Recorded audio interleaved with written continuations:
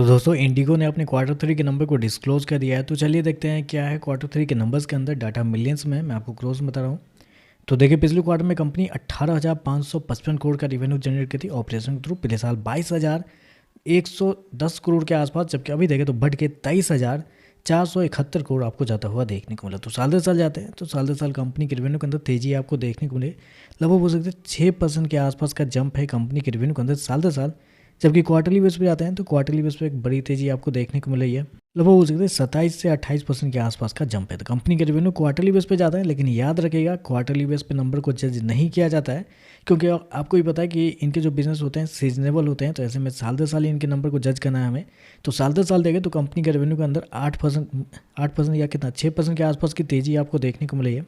Company इसको कितना किया है 23,471 करोड़ का रेवेन्यू इस क्वार्टर में, जबकि मार्केट का अनुमान भी था 22,700 करोड़ से लेके 23,700 करोड़ के बीच में। मार्केट का अनुमान था कि इसके बीच में कंपनी के जो रेवेन्यू है वो आपको आते हुए देखने को मिलेंगे। तो आप कह सकते हैं टोटली इनलाइन कंपनी के रेवेन्यू आपको देखने को मिल रहे हैं।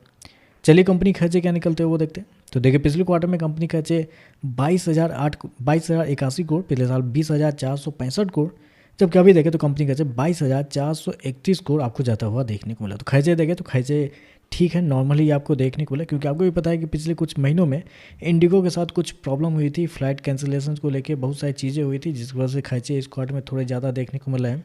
लेकिन ये भी याद रखिएगा कि ऑयल के जो दाम हुए थे, ऑयल के दाम बहुत कम हुए थे, जिसकी वजह से और ऊपर से हमारी जो करेंसी है उसके ऊपर भी इम्पैक्ट बहुत ज़्यादा था, जिसकी वजह से कंपनी को कुछ फ़ायदे भी हुए हैं। ऐसा नहीं है कि कंपनी को नुकसान ही हुआ है, चीज़ में फ़ायदे भी हुए हैं। ऑयल की वजह से इनको कुछ फ़ायदा हुआ है, ऊपर से करेंसी के गिरने की वजह से इनको और कुछ फ़ायदा होता है फॉरेन एक्सचेंज के नाम पे। तो उस सारी वजह से इनको कुछ फ़ायदा होता है, कुछ नुकसान भी होता है।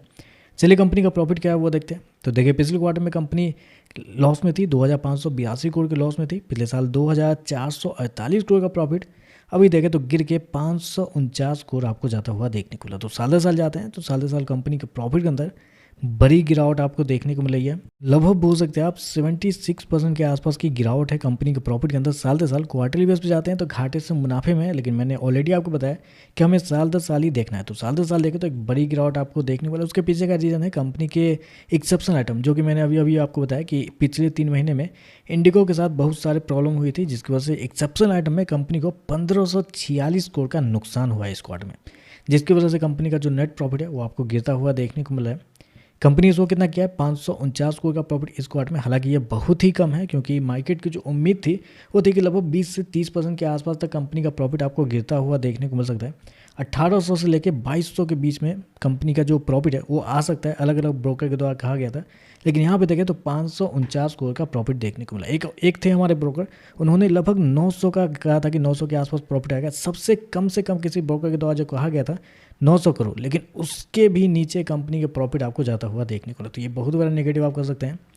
ईपीएस की बात करते हैं तो देखिए पिछले क्वार्टर में कंपनी का ईपीएस 66 रुपये माइनस का था, पिछले साल 63 रुपये, अभी देखें तो गिर के 14 रुपये आपको जाता हुआ देखने को मिला है। तो आप कह सकते हैं नंबर बहुत ही ज़्यादा कमजोर आपको देखने को मिला है। रिवेन्यू लगभग इनलाइन है, उसमें कोई दिक्कत नहीं है। हालांकि रिवेन्यू भी कम ही हुआ है, क्योंकि बेसिकली साल दर साल 6% के आसपास का जंप बड़ा जंप नहीं होता। लेकिन आपको पता है कि फ्लाइट कैंसिलेशन की वजह से इनका रिवेन्यू गिरा है, तो उसको मैनेज किया जा सकता है। लेकिन कंपनी के प्रॉफिट के अंदर एक बड़ी गिरावट है, बहुत ही ज़्यादा बिलो एस्टिमेट देखने को मिला है।